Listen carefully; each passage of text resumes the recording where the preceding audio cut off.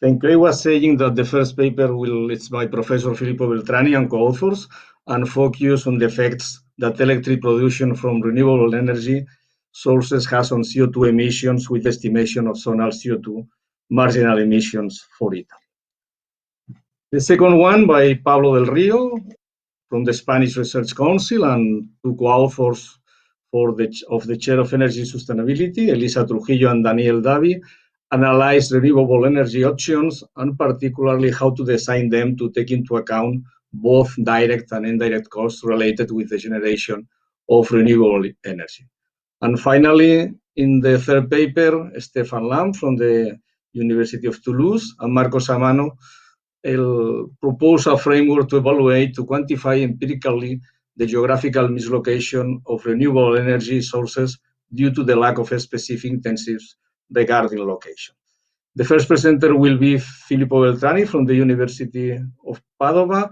Please, Filippo, remember that you have 12 minutes for your presentations. And I would like to remind to the audience the existence of the chat box, and at the end of the three presentations, we are going to collect questions and ask these questions to the presenter. Please, Filippo, the floor is yours.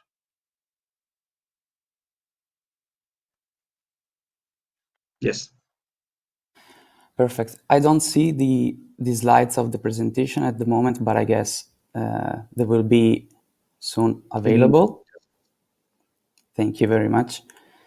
In the meantime, I must say I am from University of Verona, actually, because I recently concluded my PhD, and I'm very pleased today to have the chance to present the main results of this empirical paper, which is in line with the discussion we are carrying on during this symposium. And it is about the main issue of decarbonization, and in particular of modern electricity grids. So this paper aims at, which is a joint work on a collaboration between University of Padua, Verona, and Loughborough University.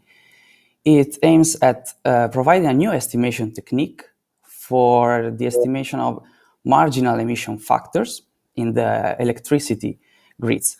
This is a very simple question in terms of interpretation, because we want to establish a kind of relationship between carbon emissions and electricity production due to the heterogeneity and the interesting dynamics that lead the electricity auctions and the exchange of electricity between buyers and sellers.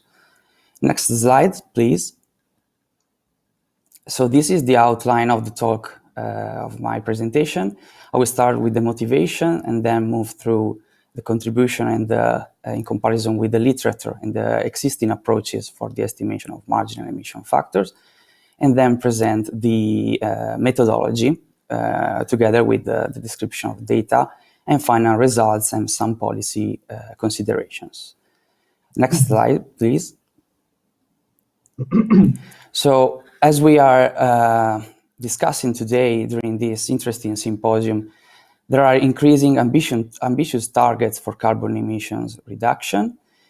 And in the framework, the general framework of decarbonizing our economy to meet the ambitious targets to be hopefully by 2050 the first carbon neutral continent, we should really consider the impact that the electricity market has in terms of greenhouse emissions. And if we consider the increasing penetration of renewables in electricity markets, this is providing a lot of pressure in terms of grid stability, and the unpredictability of renewables should be a primary topic to take into account.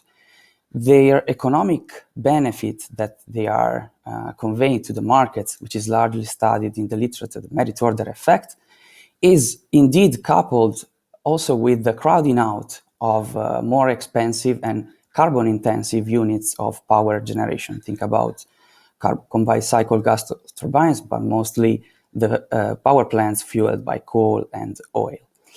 So in terms of policy, the primary aim is to find a better way to capture the impact of, for instance, some promotions of renewables in terms of greenhouse gases, and in particular of carbon emissions.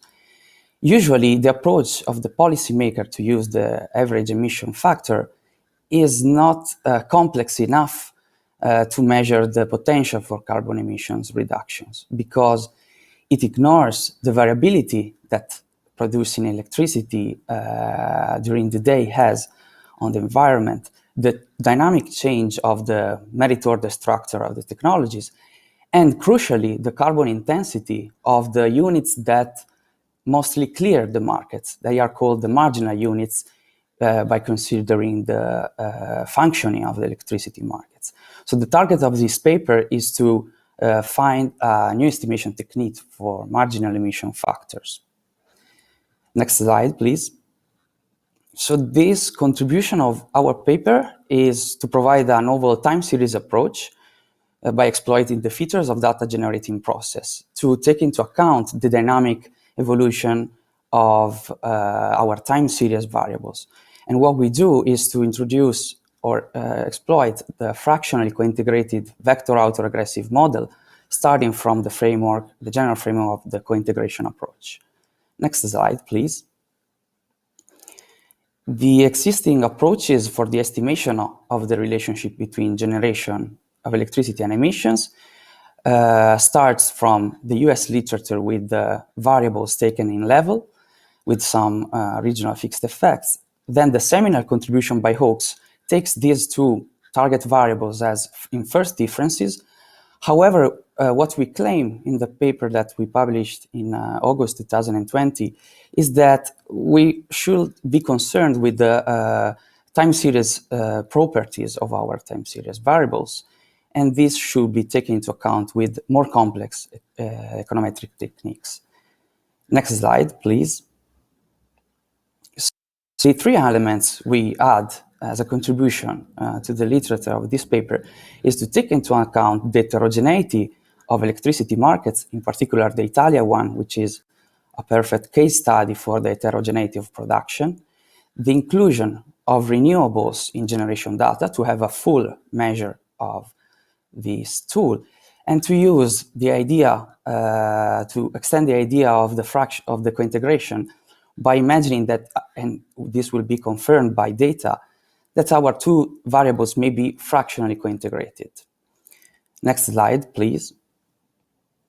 So this picture shows you the heterogeneity of the electricity mix of the Italian market, which is the first element we take into account, and it is and this aspect will be reflected in the final empirical estimation of the marginal emission factors. As you can see, the north of Italy is largely dependent on hydro, and in particular pumped hydro storage, nearly 25%.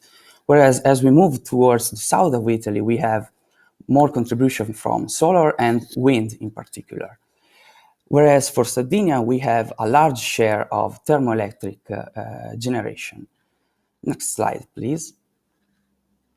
So the methodology we introduce, as I was mentioning before, it reminds of the classical integration approach of Engel and Granger and Johansen, but extends the framework by trying to confirm on data that our two time series variables that are here embedded in the vectorial form in xt, emission and generation, taken at the hourly level and with the zonal disaggregation, may be, on one hand, individually fractionally integrated, plus, and this is the extension, the combination between them that we are trying to estimate may be itself a fractional cointegration relationship.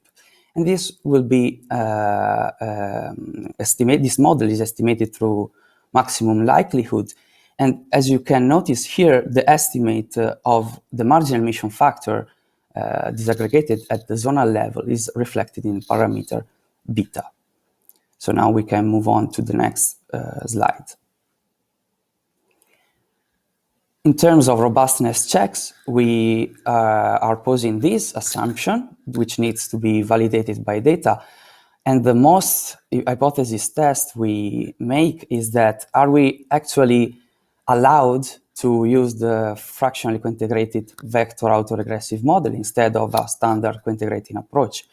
And as data will confirm at the yearly level, and the year considered is 2018, which were due to the availability of data at the beginning of this research project, confirm the need to go for the FCVAR for all zones except for one. And then we perform a series of robustness checks on the estimated coefficients.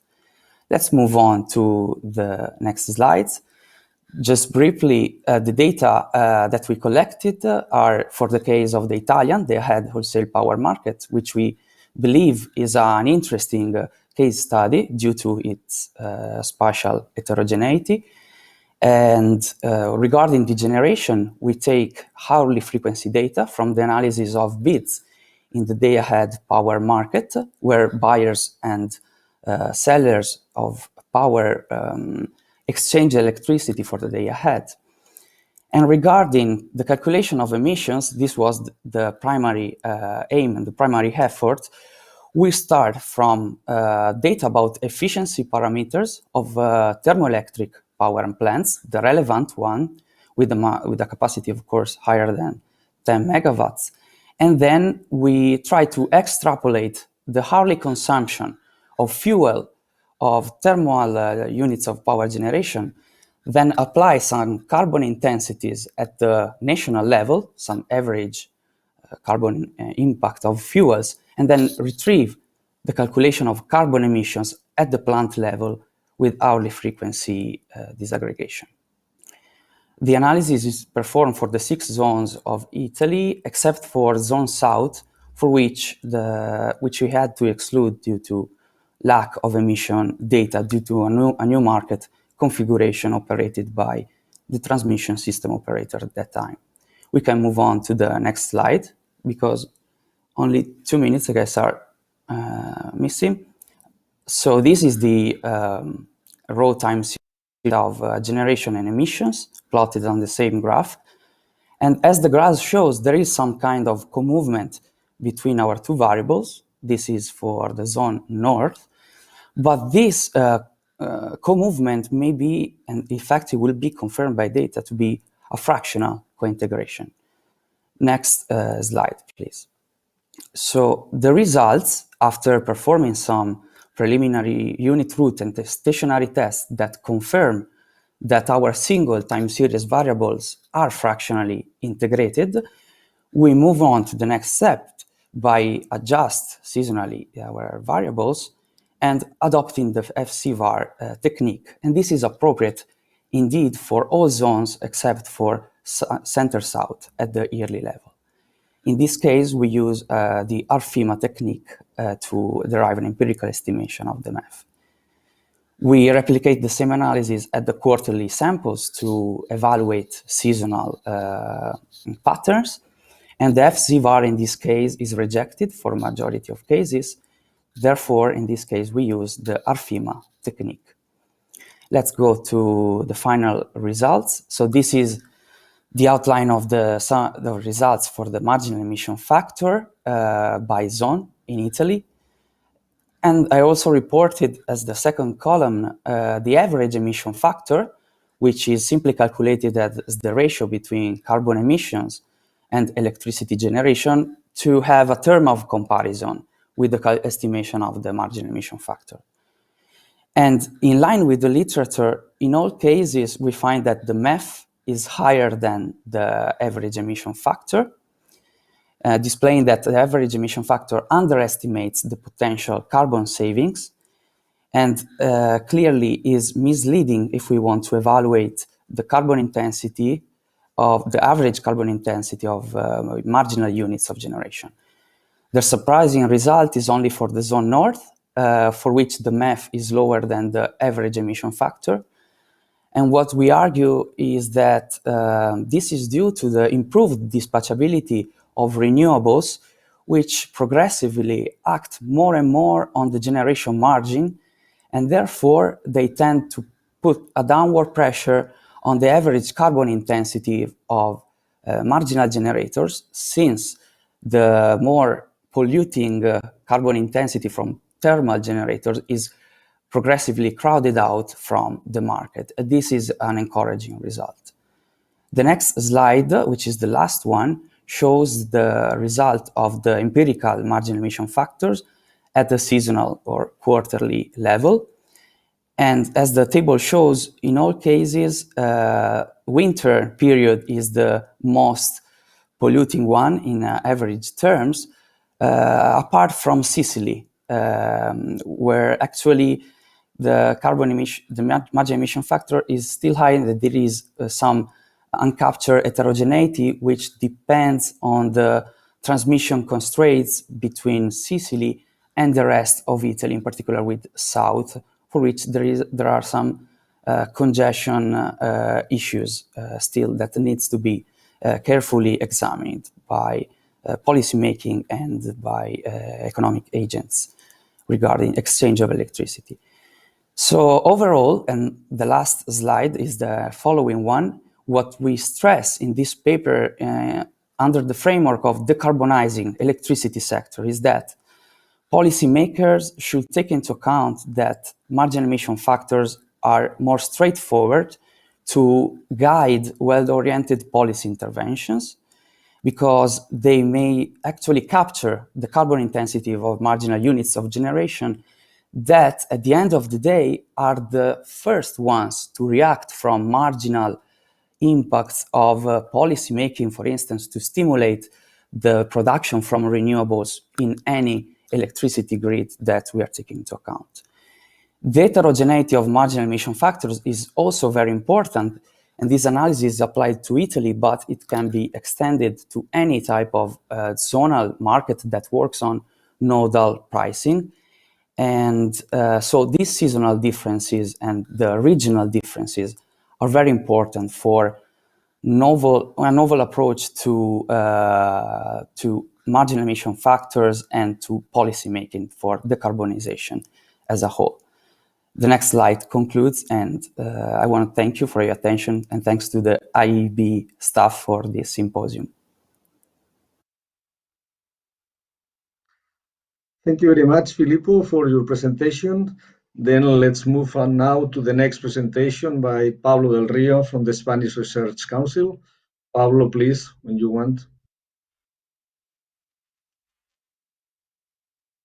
Yes, perfectly. Okay, great. Well, hello, good morning. I'm presenting this paper, okay, the presentation is not yet there, but okay, yeah, now it is. Okay, okay, as I said, good morning. I'm presenting this paper together with my colleagues Daniel Dabi and Elisa Trujillo. Next slide, please. Okay, well, the aim is to identify whether there is a trade-off between direct costs and indirect costs of renewable energy generation. Direct costs refer to investment and operation and maintenance costs as traditionally measured with the levelized cost of electricity metric. Indirect costs are grid costs, that is grid connection and grid congestion costs. So we try to identify the extent of the trade-off between these two costs in renewable electricity project deployment. And we also try to derive some policy implications for the design of renewable electricity auctions. Next slide, please. Okay, well, this will be the index of my presentation. Very standard one, I guess. Yeah, next slide, please. Okay, so some background on the paper. We're all aware, I think, that auctions have become the main instrument of choice to support renewable electricity around the world. As of 2019, about 106 countries had adopted auctions compared to 6 countries in 2005. Obviously, one of the criteria to assess the success of support schemes in general and auctions in particular is the minimization of generation costs. And we believe this should refer to the minimization of system generation cost, that is direct generation cost, which include the CAPEX, the OPEX. In geographical terms, these are minimized when renewable electricity projects are built and generate electricity in the most optimal locations in terms of the renewable resources. And then we have the indirect generation cost. Basically, this would be the grid cost. And the grid cost, what we are considering are grid connection and grid congestion cost. Yeah, next slide, please. Okay, so the issue is that many renewable auctions are still geographically neutral, and therefore they are likely to minimize the direct cost, but not necessarily the total system cost. However, there might be a trade-off between the direct and indirect costs when some renewable locations which result in relevant subsequent grid costs. So concentrating renewable electricity projects in locations with very good resources may minimize the direct cost, the LCOE, but at the expense of increasing the indirect cost. And the other way around, of course, a high dispersion of renewable electricity projects across the territory will likely bring less grid congestions, but probably at the expense of higher direct cost. So we could ask ourselves, how do direct costs and grid costs trade off against each other, considering different locations? And also, how could or should this be taken into account in auction design? Okay, next slide, please. So the policy relevance is clear. This paper would allow us to assess the best options from a system cost perspective and the cost implications of not following this least cost approach. And it would also allow, or it could suggest how to design renewable electricity auctions in order to encourage the locations which minimize the total system cost. Up to our knowledge, there has not been much academic research on this topic. There has been some anecdotal or case study evidence, and also there has been a previous paper by Costa Campi et al., Journal of Energy Policy in 2020. Okay, next slide, please. So we try to cover this gap in the literature, and the above discussion allows us to propose two hypotheses. On the one hand, there is a trade-off between direct and indirect cost. So the higher the concentration level in geographical terms, the lower the direct cost and the higher the indirect cost. As a second hypothesis, the higher the concentration level, the higher the system cost. Yes, next slide, please. Okay, so a little bit, some words on the method. We define different scenarios corresponding to the location of new RES installations, or new renewable installations, delineated in the Spanish National Energy and Climate Plan. This refers to both direct generation cost and renewable energy subsidies, auction cost, and indirect grid-related cost. We calculate the grid-related cost, grid investments and electricity losses corresponding to each of those scenarios. Yeah, next slide, please.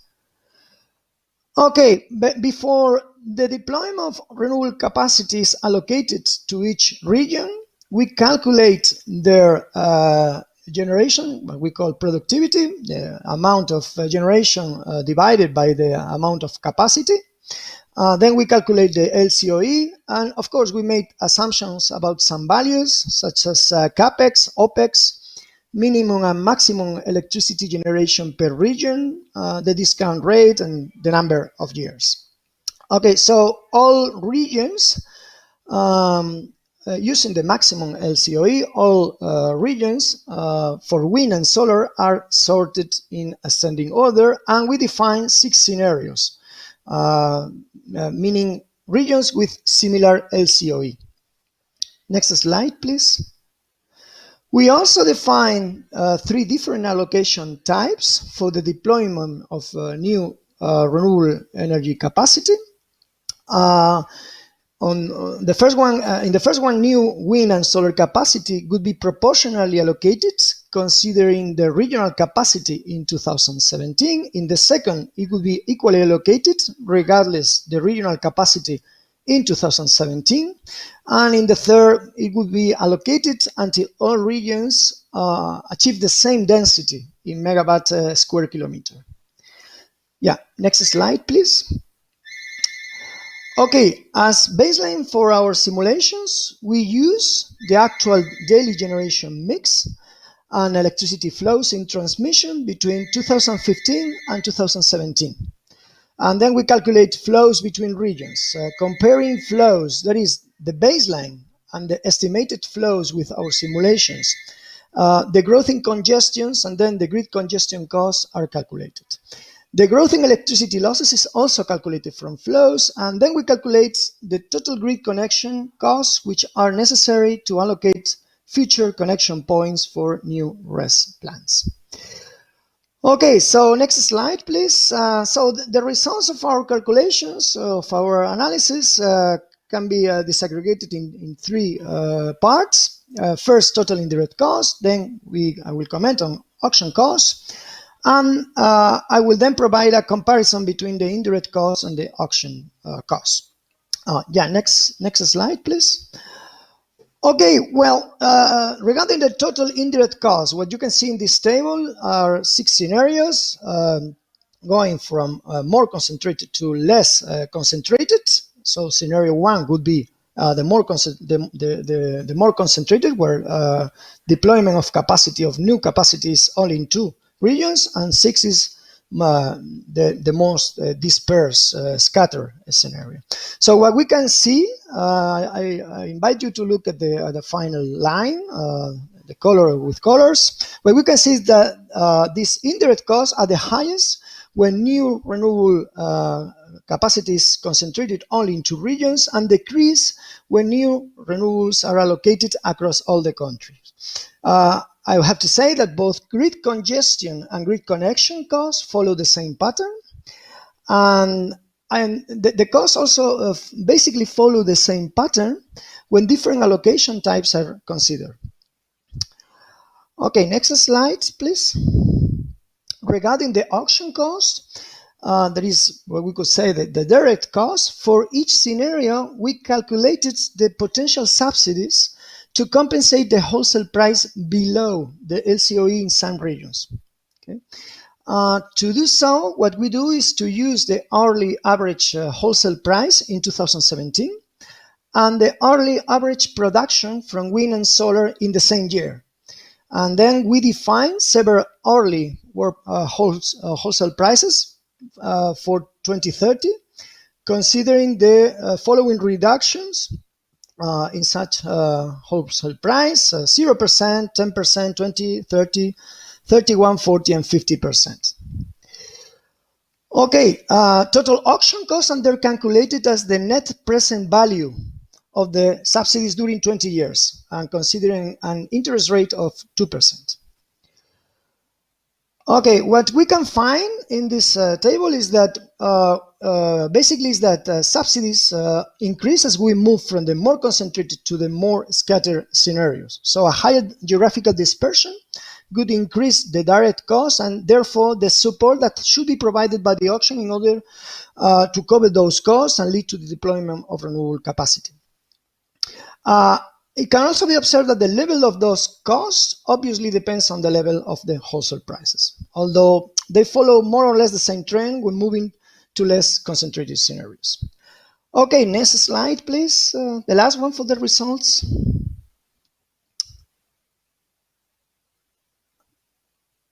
Next slide, please. Yeah, okay, great.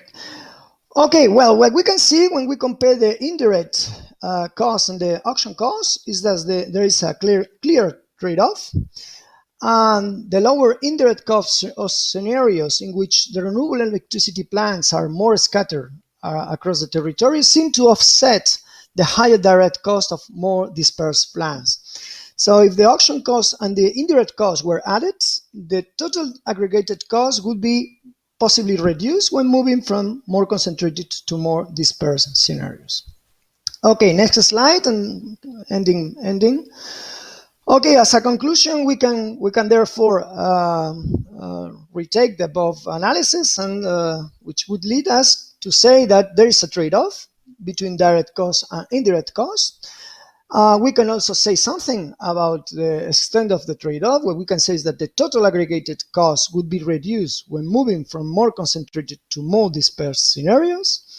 And Of course, this has implications for the design of renewable electricity auctions. Next slide, please. Our results imply that including design elements which change a purely price-only auction to another which encourages a geographical dispersion of the deployment of the projects seems justified. Okay, this would be mostly our main policy conclusion. And of course, there are different alternatives in this regard to have these design elements in the auction. We can conduct site-specific auctions. We can include locational signals in the merit order or in the remuneration. And we could conduct or organize auctions with site-specific volumes. Of course, these alternatives have their pros and their cons, but I think unfortunately we do not have to discuss them. Maybe we can elaborate a bit more in the discussion, but this is so for the moment. Thank you very much.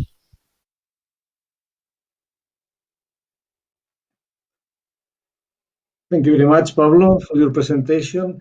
Then let's move on to the last presentation of this session by Stefan Lam from the University of Toulouse. The floor is yours. Yeah, thank you very much, Jose, for the introduction, and thanks a lot for the opportunity to present here today. So my talk is actually quite related to the previous one, talking about misallocation stemming mainly from location choices of renewables.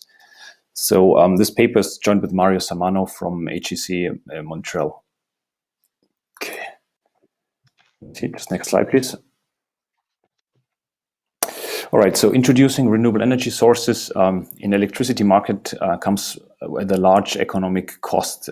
So this is true to the fact that even though costs have come down considerably, there's still high levelized costs related to these technologies. More importantly, as we all know, renewables, they're not perfectly correlated with demand, and they have this intrinsic problem of intermittency. This particularly is relevant if we have like high storage costs, or like in the case of renewables, that they might be not dispatchable, or we have grid congestion, as we just have seen in the previous talk. At the same time, there exists large scale policies to incentivize the deployment of renewables, and in the last 15 to 20 year period, the most dominant policy that has been taken has been implemented mainly in Europe, have been feed-in tariffs. And so the question is really, how do these large-scale policies, in the example of feed-in tariffs, compare to potential cost and benefits of these technologies? Next slide, please. So in this paper, we try to answer two main research questions. In particular, how does the distribution of marginal benefits from renewable energy sources, and we're going to focus on solar photovoltaics in a particular case, compare against the uniform level of feed-in tariffs as they have been implemented in many jurisdictions. And this raises a second question, namely, is the current allocation of solar PV panels optimal? So talking to this misallocation point, could we improve on this outcome? So this paper is sectioned into three main parts. In the first part of the paper, we use detailed data from the electricity, and mainly the impact of adding one additional unit of renewables, or solar in this case, to the electricity grid, quantifying the marginal benefits from this source. And this stems mainly from displacing another type of technology that's currently the marginal unit in the electricity market. Based on these results, I'm going to propose a counterfactual scenario in which renewables will be allocated in a way that maximizes the total value for the system. And so we can compare the current allocation to this counterfactual allocation to see how much misallocation is actually due to this policy design. And in a third step, we're going to take into account also transmission capacity, trying to model transmission between two specific regions and to understand how this might impact the total value we see here. Next slide. For this paper, we're going to focus on the specific case of Germany. We think this is quite an interesting example. First of all, because Germany had implemented a large feed-in tariff scheme, was kind of one of the first countries to implement these schemes back in 2000 already, and this has led to a large share of renewables on the grid as we see them currently. So this is kind of a nice example to study this. More importantly, feed-in tariffs for solar are uniform in a way that they're not taking into account regional differences in sunshine radiation or regional differences with electricity demand. Next slide, please. This becomes very clear when we look at these plots here. So what I show on this graph is on the left-hand side simply distribution of global solar radiation. So it can be seen clearly. There's more higher solar radiation in the southern part of Germany and slightly also in the eastern part and the north. However, if we correlate that with the installed solar capacity, as you can see in the middle panel, you see there's no clear pattern. So there's more solar capacity installed in northern regions, for example, with less global solar radiation. So from a private perspective, this doesn't seem ideal. And also, if you think of the second characteristic, so how does this correlate with demand?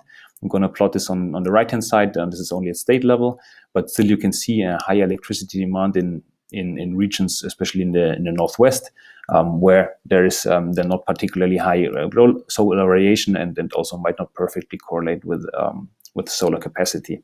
So this raises the question of, is there potential misallocation actually there? Next slide, please. So for this paper, we're going to focus on two different type of data sources. Then some aggregate data comes mainly from the electricity market. So here we're going to rely on high frequency data, which is available at the 15-minute resolution from the 4 TSOs, the transmission system operators in Germany, that provide data on load, as well as different production from technologies. We also have data on ancillary service costs at the TSO level, and combine these with daily electricity production costs, which are mainly by technology. The second data is more related towards detailed microdata that we use in this analysis as well. So we have the practical universe of solar installations in Germany, where we know the precise location and their capacity where they have been installed. And for a subset of these stations, it's only 300 stations, but still it allows us to get an idea about their differences in productivity. We can observe direct solar production at a high frequency, like also 15-minute interval. This data comes from PV output. And finally, there's also data available on plant locations. So for conventional power plants, installed capacity, and if these plants have been available or not. Next slide. So our we start this analysis, first of all, identifying at the TSO level, so which are these marginal sources that are displaced by adding an additional unit of solar PV to the grid. As you can see here, so I show you the table of results. What happens if we simulate practically dispatching at the TSO level? And the main assumption here is that load is dispatched with the cost minimizing approach. So we have from our data, we can observe directly which are the technologies that are producing at each 15-minute interval, and we know the technology costs. So based on that assumption that this cost minimization is happening, we can construct practically the supply curve for each of these and see what is the margin replaced by adding one additional unit solar PV. One additional point here, so we also make a second implicit assumption that the TSOs they work in autarky, which however is not so restrictive if you think of it in a way that there's congestion in the electricity grid, and that balancing, for example, is something that happens at TSO level. So this is what we take into account here. If you look at the table, you see that this seems like representative market for other areas as well. So around 60% of time we have natural gas at the margin. Then also in the second, about 1/3 of time hard coal, and then other technologies are minor and not as relevant.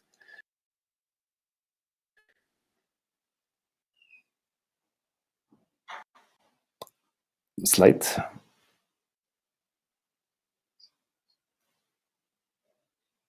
No, I don't see it yet.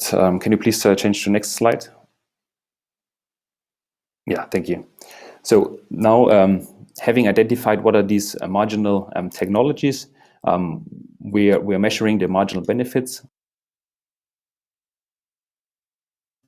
of displaced emissions directly from this marginal. Can you go back one slide? Sorry, that was too fast.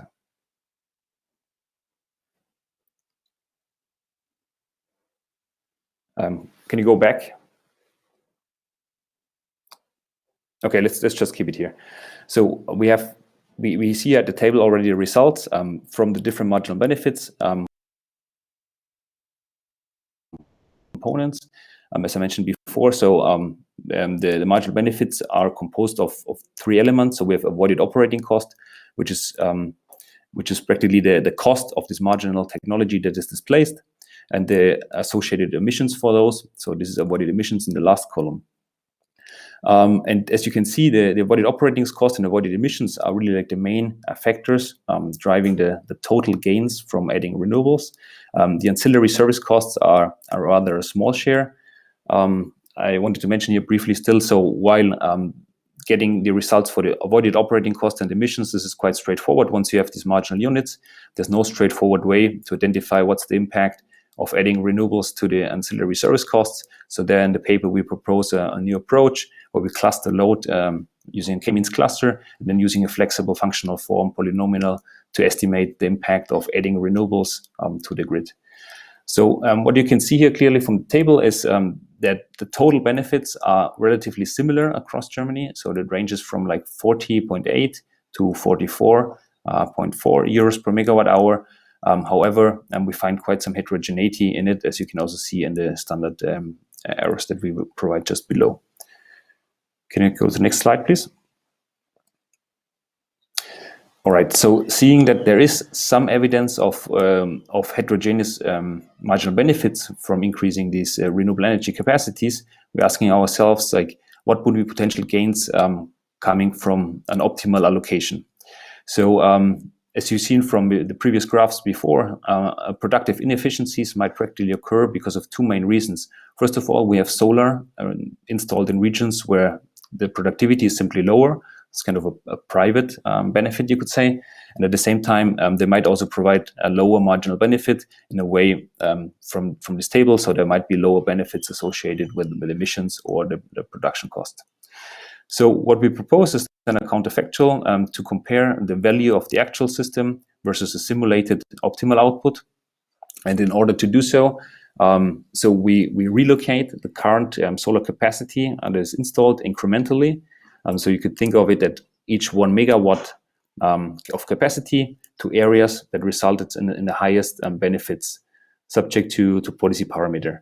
So we take into account, for example, the possibility that only a certain fraction of our buildings could have residential solar, or another way you could think of it as a renewable portfolio standard, where you simply have like a share of total capacity in that area that needs to be covered by renewables. And we're going to do that both for residential installations and take into account all solar capacities. Slide, please.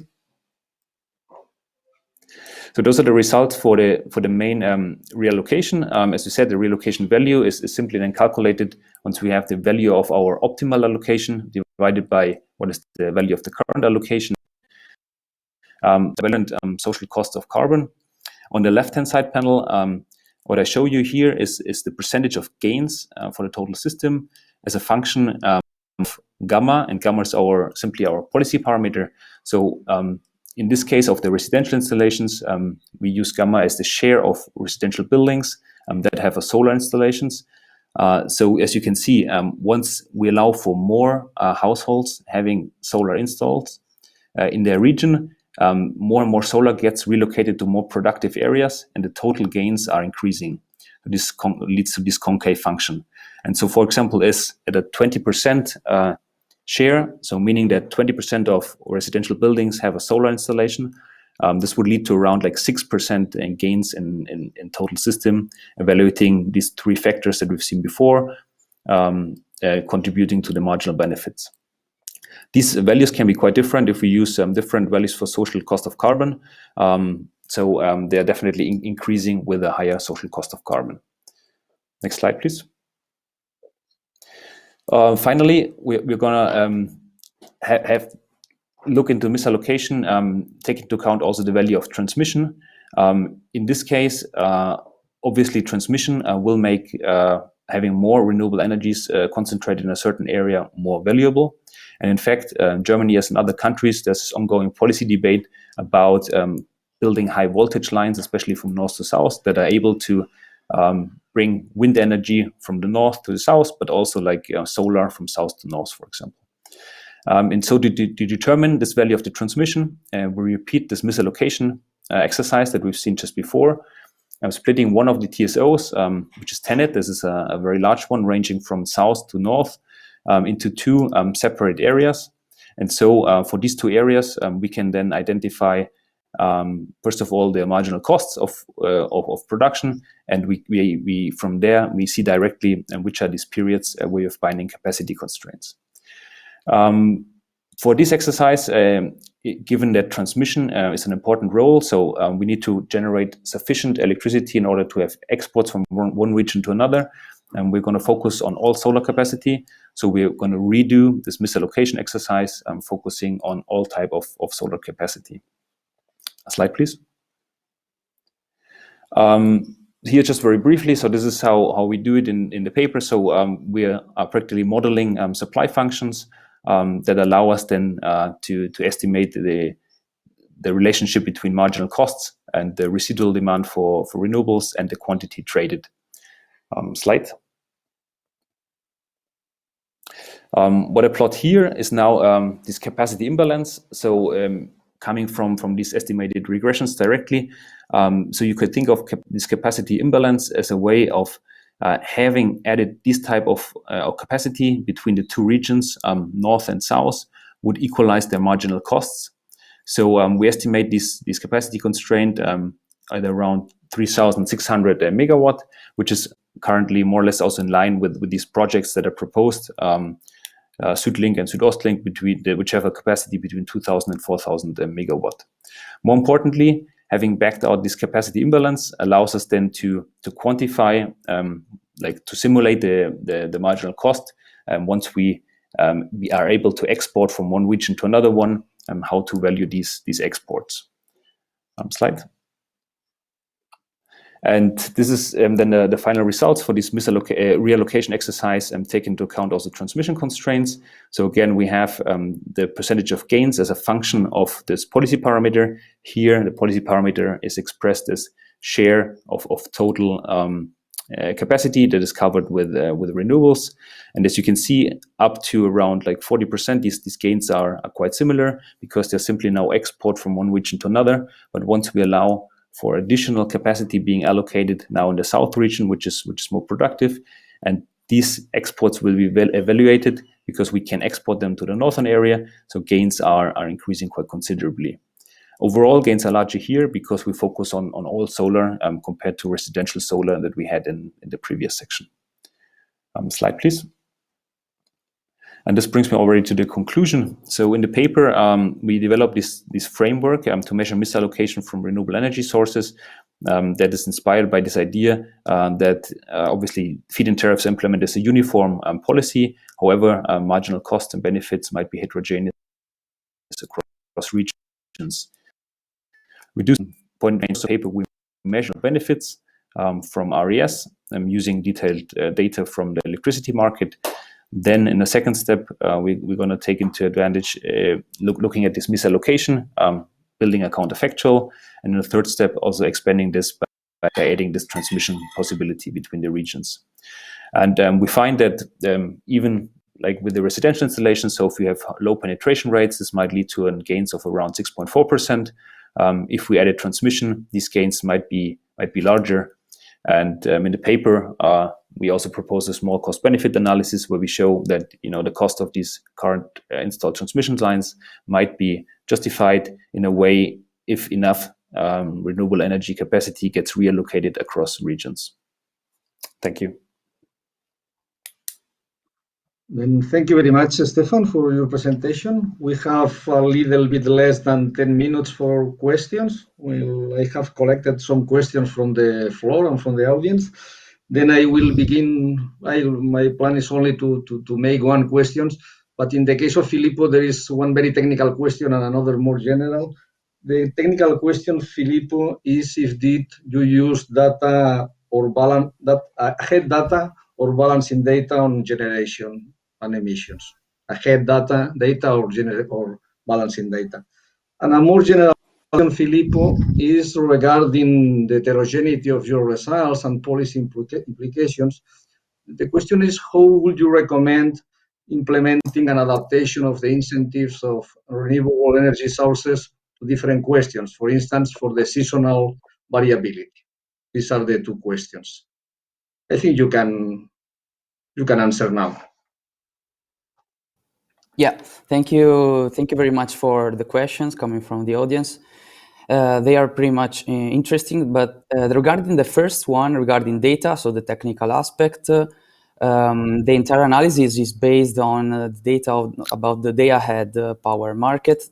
And in this case, we simply chose to stop at the analysis of the day-ahead market, which at the end of the day, we checked it represents nearly 80% of the final negotiation. So after the day-ahead power market, we believe that the final scheduling of production, in the case of the power plants or in case of thermoelectric generation for the estimation of carbon emissions, is an important and relevant proxy of the final amount of emissions.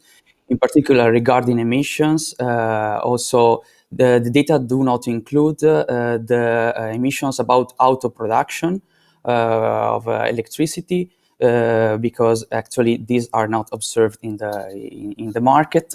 So we chose the day-ahead power market negotiations to provide a proper proxy, a robust proxy for the calculation of the marginal emission factor. Regarding the second one, the policy implication is crucial in this case, and it is the main message of this paper. After all, the policy incentives should be, in our opinion, what we stress in this paper, given the relevance of the heterogeneity of the data, of the results of marginal emission factor, designed at more at the disaggregated and regional level in the current framework of trying to find better solution to estimate the potential carbon offsets. If we want to reach the coupling of electricity markets, the harmonization of electricity markets, the overall final reduction of the average value of wholesale electricity prices, we should first, at the policy standpoint, start from the local adaptation, so the local information. We cannot neglect this at all. And therefore, for this main point, the policy incentives should be based on the analysis disaggregated at the zonal level, depending on the different areas of the European market. I'm thinking about also the Nord Pool market, which has a similar configuration, but it is the aggregation of different countries. In Italy, in our case, we have the richness of data is due to the market configuration, and therefore it is important to try to estimate marginal emission factors, maybe in our future also including, and this will be probably in the next step of this project or research, the imports also, the impact of imports by trying to find solutions to estimate also the carbon content for imports of neighboring countries. I'm thinking about any country in Europe. So after all, starting from local production, from data about the efficiency of thermal power plants, we developed this model for the consumption of fuel at the plant level, together with some engineering support. And so that is for sure a main concern for policy making and for the future, for the next decade. To reach the targets, we should start from analyzing marginal emission factor at the zonal level. Thank you very much, Filippo. Let's move now to Pablo.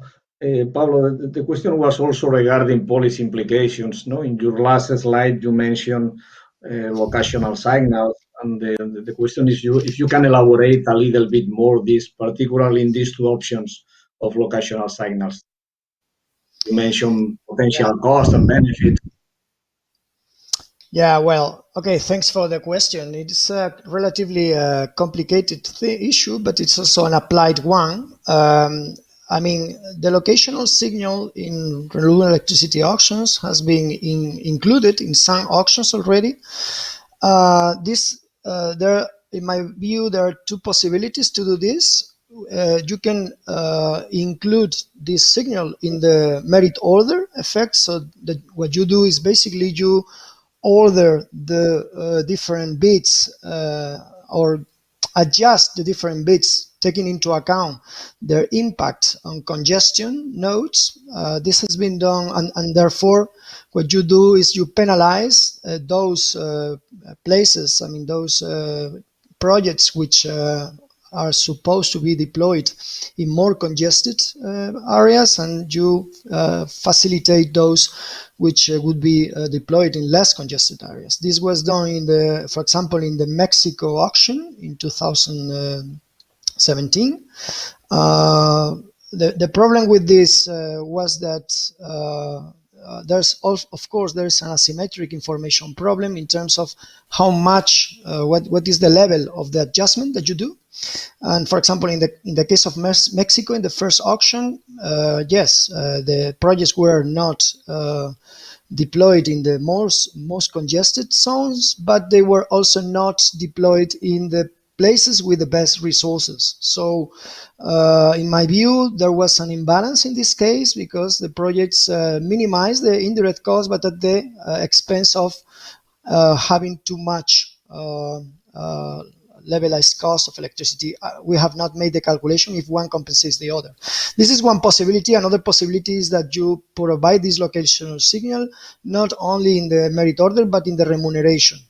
So this would give more remuneration to places in places with less congested. In less congested areas. In my view, this is a suboptimal way to do it. I mean, the way I would do it probably is the way it has been done in other countries. For example, in Germany, where, for example, in Portugal as well, what you do is you define areas or regions according to the grid capacity that you have there, and then you conduct auctions for that region or that area, because this is a little bit, or it is more transparent. It also has problems, of course, but it is a little bit more transparent and maybe a little bit less distortive with the functioning of the auction itself. But you know, this discussion is ongoing, and I invite you to look at the IRENA report, the last one on this discussion, and I think it's a fruitful one, and I think our paper tries to contribute on that discussion. Yeah. Okay, thank you very much, Pablo. And then the last question for Stefan, it's Valeria Di Cosmo that asked this question. And the question is, how do you take into account grid constraints and geographical limits in reallocating solar capacity? Yeah, this is a great question. So the issue about the market that we consider here, so we cannot really take into account like exports to the German market. As I mentioned before, also the optimization that we study is everything is done at the TSO level for us, which is the entity that also is responsible of balancing the grid. So ideally, we would have more data on electricity flows between regions, but within Germany, for example, this data is not available. So our approach as we do it is, first of all, estimate those marginal benefits independently by regions. In this last step of the paper, where we introduce also the possibility of trading between regions. So we model this following this Tyrol and Josco paper, practically that allows us then to transfer electricity from one area to another and have also the associated benefits to that. Okay, thank you very much, Stefan, and thank you again. I think it has been a great session. Thank you to the three presenters, and thank you also to the attendants. We can now finish here, and then we can move to the next session. I will ask to the next chair and the presenters to remind to close the streaming browser to avoid technical problems. And thanks again. And I hope to see you soon in Barcelona.